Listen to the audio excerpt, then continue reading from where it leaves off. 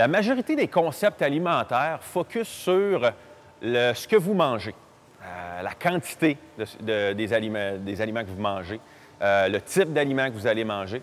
Mais il y a peu de concepts alimentaires. Il y a même, je vois peu d'entraîneurs focusés sur l'événement, le processus de se nourrir en soi. C'est-à-dire prendre la nourriture dans son assiette, l'amener dans sa bouche.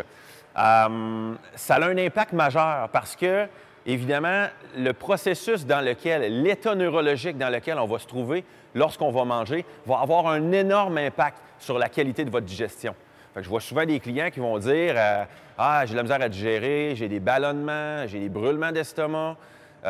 Et les entraîneurs vont dire bon, ajoute des enzymes digestives, ajoute du HCl, bref. Mais ce n'est pas toujours la solution. L'environnement, le stress tout particulièrement, va créer un impact majeur. La première des choses qu'il faut considérer, c'est que manger, se nourrir à la base, c'est un événement parasympathique. C'est quoi ça veut dire parasympathique? C'est un état du système nerveux. Parasympathique, c'est quand le système nerveux est en mode relax. Okay? Et l'état sympathique, qui est en fait le contraire, c'est l'état où le système nerveux va être actif ou sous stress. Le stress peut être positif, le stress peut être négatif, mais il est en état de stress, c'est-à-dire qu'il est en état d'alerte. Dans le système parasympathique, c'est lorsqu'exemple, on va être au repos, en mode récupération. C'est là qu'on va optimiser sa récupération. C'est là aussi que nos fonctions digestives vont être optimales. Une des manières que je fonctionne avec mes clients pour optimiser cette fonction-là, pour savoir si mon client est en état parasympathique, c'est avec ce qu'on appelle le HRV ou Heart Rate Variability. Très, très utile avec les athlètes lorsque vous voulez planifier l'alimentation. En réalité, le HRV, la variabilité du rythme cardiaque, sert à établir dans quel mode le système nerveux se trouve.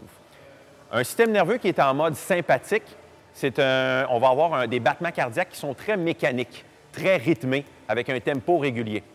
Un système qui est en parasympathique, on va à l'inverse avoir un rythme cardiaque qui est très intermittent et irrégulier. C'est à ce moment-là que c'est le moment de se nourrir. Donc, un des trucs que vous pouvez faire, c'est que, à titre d'exemple, vous avez donné un programme d'entraînement, tu as donné un programme d'entraînement à ton client va manger un repas post-entraînement qui, majoritairement, vont consister peut-être quoi, des glucides, des protéines, peu importe ce que vous avez décidé comme direction. Bien, avant de le faire manger, vous allez lui dire de calculer son HRV. Ce que ça prend, c'est simple, utiliser un téléphone cellulaire.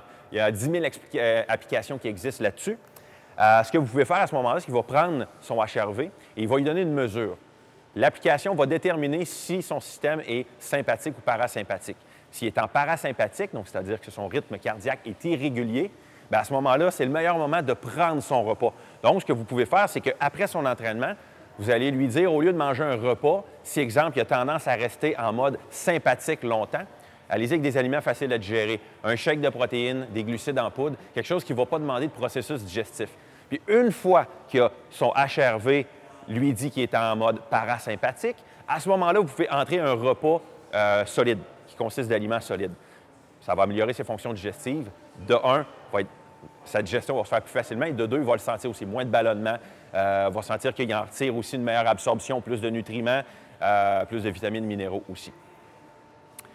Deuxième chose qu'il faut considérer dans le stress et la digestion, c'est mâcher sa nourriture. Très important, les gens ne focusent pas là-dessus, mais mâcher environ 20 fois une bouchée, c'est même pas trop.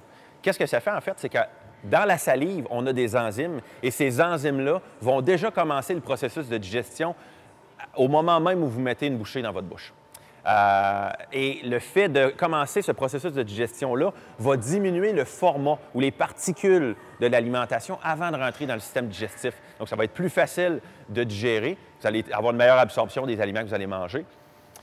Dans le cas où quelqu'un ne mange pas assez sa nourriture, une des conséquences qui arrive, c'est que les organes qui vont libérer les enzymes digestives, l'acide biliaire, vont être obligés d'en produire beaucoup plus. Et sur le long terme, il y a une fatigue qui va s'installer et à ce moment-là, on en produit moins.